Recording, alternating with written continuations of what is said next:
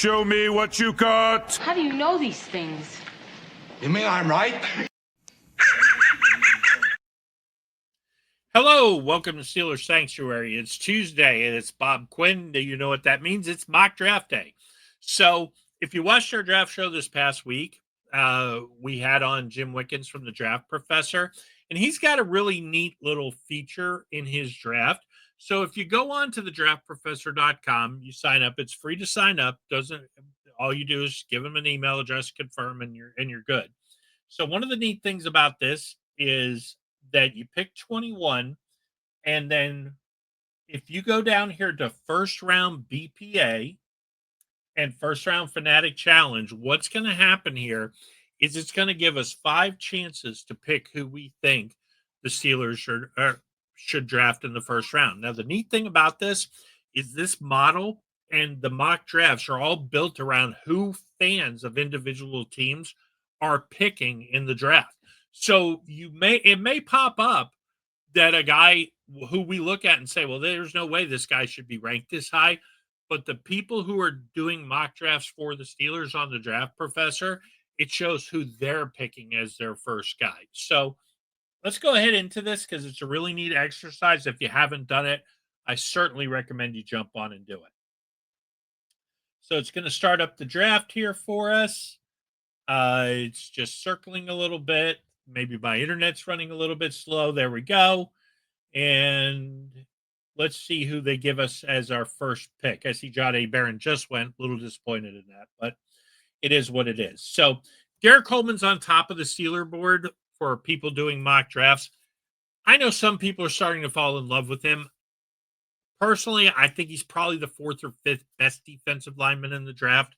So wouldn't be my top choice if the Steelers are going defensive line in the first round. That being said, the second guy on the list is a guy who I do think if he's available, it seems much more likely that Aaron Rodgers is going to become a Steeler, especially after Art Rooney saying today that he feels like Aaron is headed for Pittsburgh. So I'm going to take Matthew Golden because the idea of Aaron Rodgers throwing to DK Metcalf, George Pickens, and Matthew Golden, whew, that's an exciting thought. So now, because we picked Matthew Golden, it gives us another chance here to pick. We cannot pick Matthew Golden anymore in these first 5 selections, so we have to pick somebody else. I told you how I felt about Derek Harmon. Siobhan Revell, I love. I was on him early in the draft process, but the fact that he can't run, not that he never could run again, but the fact that he can't run a 40, it's looking like before the draft, as much as I love the kid, I can't endorse taking him in the first round unless he shows that 4.3, 4.4 speed after the knee injury. I do think he'll come back, but I'd be afraid that he's a guy we'd have to wait for a year to see. And the Steelers can't afford that, especially if you're bringing in Aaron Rodgers and going for broke. I'm not a fan of Jalen Milroe.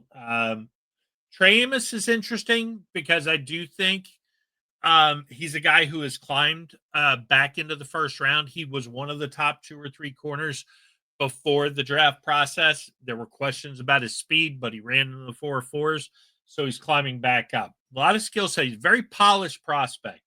McMillan, I think, fits too closely with some other skill sets. So based off of this, we see Jackson Dart here. I'm going to take a look and see who the other defensive linemen are who are available to me. Some people like Tyleik Williams. I'm not 100% sold. I do like Alfred Collins, but I feel like we could maybe get him a little later in the draft. So I'm going to switch over here to running back, and I'm going to pick one of my favorites. I think he's the best back in the draft. I'm sorry, Genty looked slow to me at his pro day when he was running those drills. He didn't run the 40. Well documented from my perspective that I don't like the ball security issues. I do think he's a first round pick. I'm not saying that he's not any good, but if you put Genty and Hampton next to me, give me Hampton 100 out of 100 times. I'm taking Omarion Hampton. All right, so now we picked Matthew Golden. We picked Omarion Hampton. Let's see who we get for pick number 3 as a potential first round pick. Well, this is a no-brainer. yes, I'm down on Jahdae Barron as far as being a boundary corner, but he's an elite slot corner. There's no debating that. He's very, very good in the slot. I do not think he can play outside. I think he would get exposed, but I really like the idea of putting an elite slot corner in the Steelers because we play so much nickel now. Put him out there. It's not that I don't like Beanie Bishop. I like the kid, but Jahdae Barron is a different breed.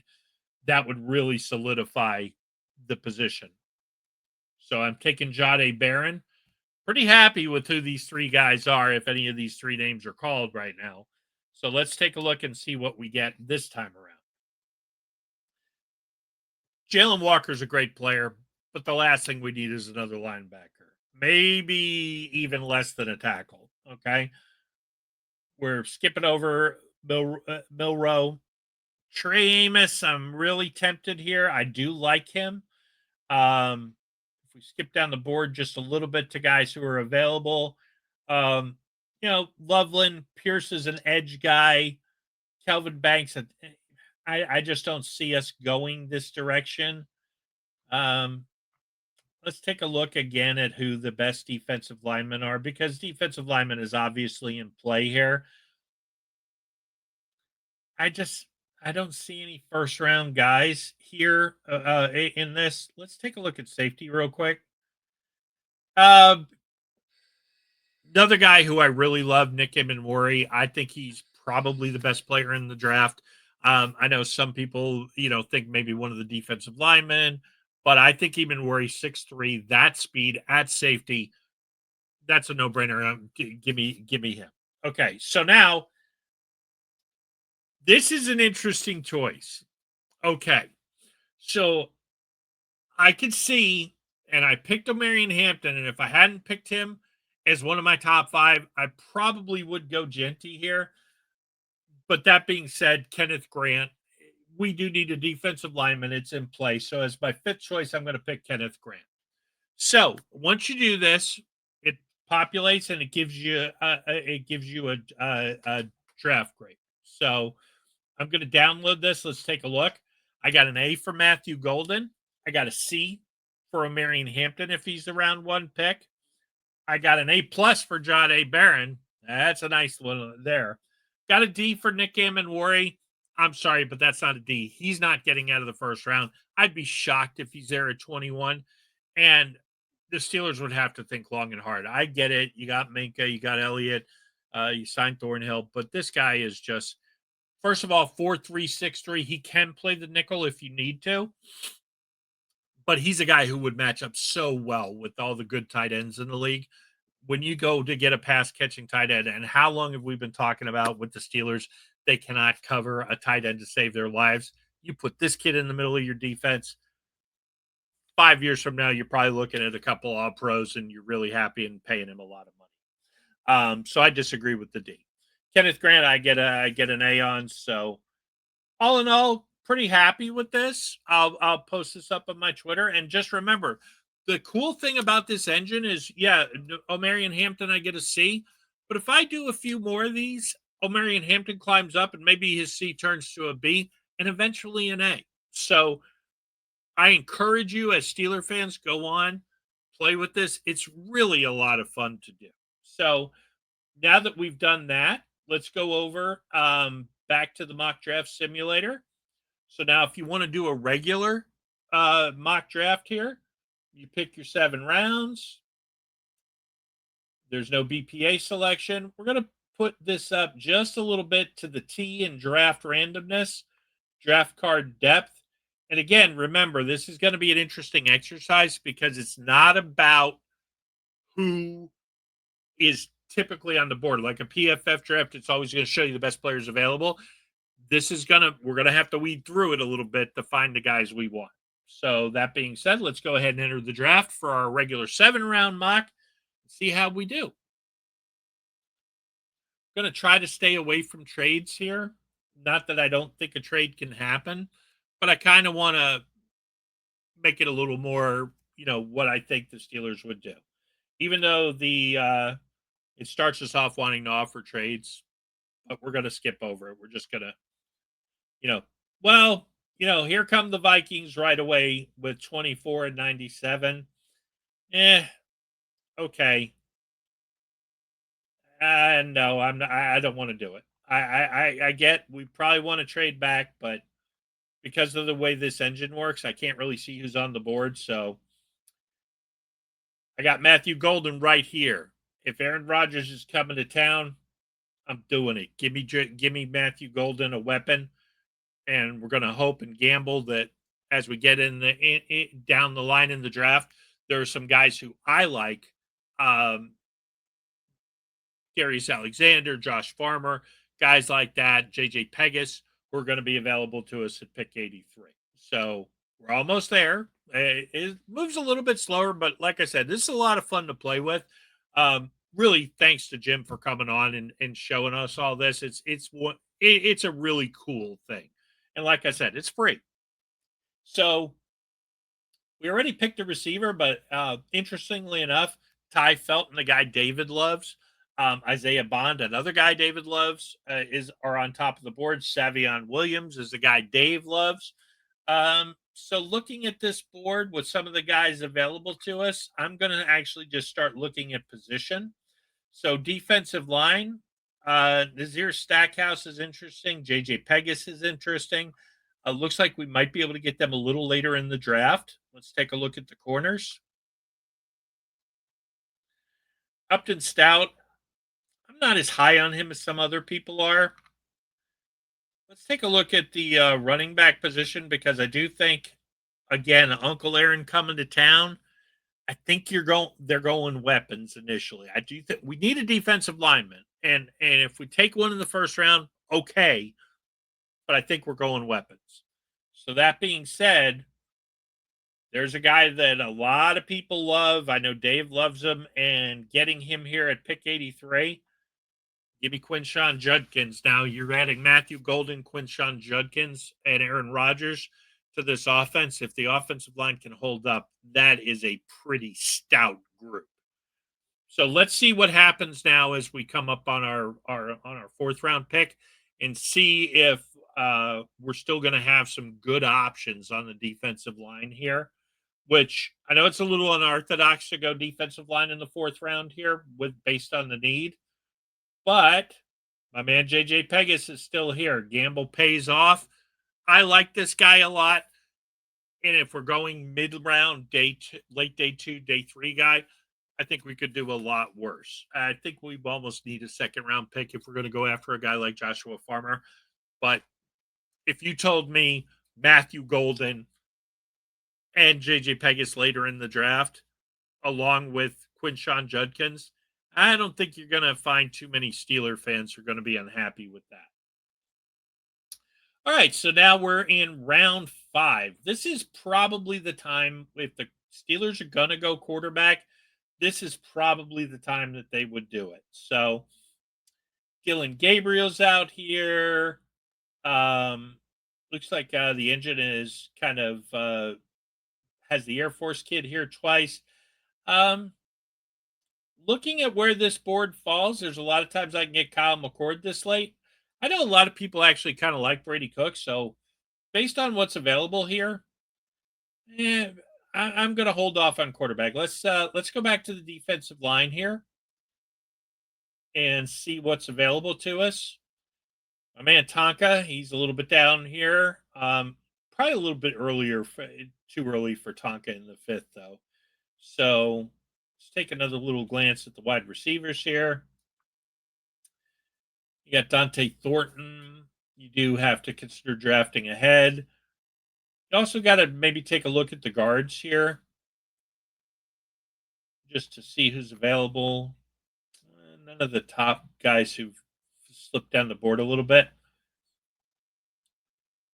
Edge, we don't see Oladeu here, so based on this board, I'm coming back to corner here. Za Frazier's kind of an interesting name, small college guy. I'm going to go with one of Dave's favorites here. Well, no, it's 241. I don't think I want to reach down that far. So one more time on the wide receiver front. take a look here. Jimmy Horn, a little bit early for him as well. Let's go back to the all. And actually, kind of looking at this here and thinking, hey, maybe we trade out. So based on who's available to us here, I'm going to go ahead with Upton Stout. Could do worse here. He's a guy who's very popular in drafts. It doesn't mean he's a first or second round pick, but he does have some upside. Longerbeam might have a little more upside, but he's definitely a 7th round pick. So let's see where we go from here. And so far, Matthew Golden, Quinshon Judkins, JJ Pegas, Upton Stout. It's looking pretty good here as we're filtering down into the 7th round, or 6th round, I should say. Let's take a look at what we got here. We got 2 picks left. See if anybody jumps out at us. Tommy Hill's not a bad player. You know, I'm going to double up on defensive line with a guy who I do really like out of Florida. I love Tonka Hemingway. Don't get me wrong, but Cameron Jackson is probably a more finished prospect. So being that we, took a little bit less with Pegas than a guy like Grant or Nolan, those guys weren't available to us. We're going to double up here with Cameron Jackson and hope that between Jackson and Pegas, we get 2 solid rotational pieces who can play inside on the nose and maybe develop into a tackle or a true defensive end in the 3-4, but really a defensive tackle prospect. All right, so it's moving right along. We're getting there. I see Tonka just went off the board late in the 6th. It's really a coin flip, but if you haven't watched any of Cameron Jackson's tape, strongly recommend you go watch it. It's there's something there, and not that there's not something there with Tonka, but Jackson could have really high upside. So it'll be interesting to see what happens. All right, so we're almost there. We're down 3, 2, 1. Okay, who do we get with round 7? Okay, let's take a look at. Let's go over to quarterback because we do. Dylan Gabriel's still sitting here. I kind of like him this late. But that being said, I know a lot of Steeler fans are interested in Brady Cook. So I'm going to throw a bone to Brady Cook as the 7th round guy. If you got Aaron Rodgers, you got Mason Rudolph. I do think if a Kyle McCord is sitting there in the 4th or 5th round, and I do expect Kyle McCord to be sitting there in the 4th or 5th round, that's the guy the Steelers end up going for.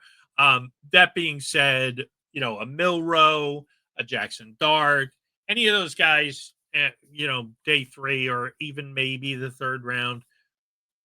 Okay, I get it, but you've really got to figure, okay, where am I? Obviously a trade back, if you could talk Buffalo into maybe the end of the 1st and the 2nd, be a really interesting pick. So let's see how we did here. All right, so Matthew Golden, we got an A. No surprise there. Quinshon Judkins at 83, got a solid B. JJ Pegas, I know they have him rated as a 4th round player. I have him rated as a 4th round player. I don't know why that's a C. Upton Stout, we get an A+. It's not really an A+. It's just we could see in the simulator he was on top. We needed a corner. We picked him. Not a bad player. If we got him here, I would be happy. I just don't know that it's an A+. Cameron Jackson got an A. Brady Cook, we only got a D for. Okay, fine. That's because he's ranked 346 on their board. That being said, if we'd taken Dylan Gabriel, I just don't see us taking another Oregon player or guy from the West Coast because the Steelers don't scout it. So overall, they don't have an overall grade, but I'll go ahead and I'll post these up on X. And I thank you for joining me. Remember, we're back on Thursday night. We're working on a guest for Thursday, but otherwise, thanks for watching. Have a great day. Ain't nothing over till it's over. What's that from, the 80s? It's probably in the 70s. This is disappointing as hell. Now what the fuck are we supposed to do? Yo, come back now, you hear? Probably worth the Google. Saw that coming.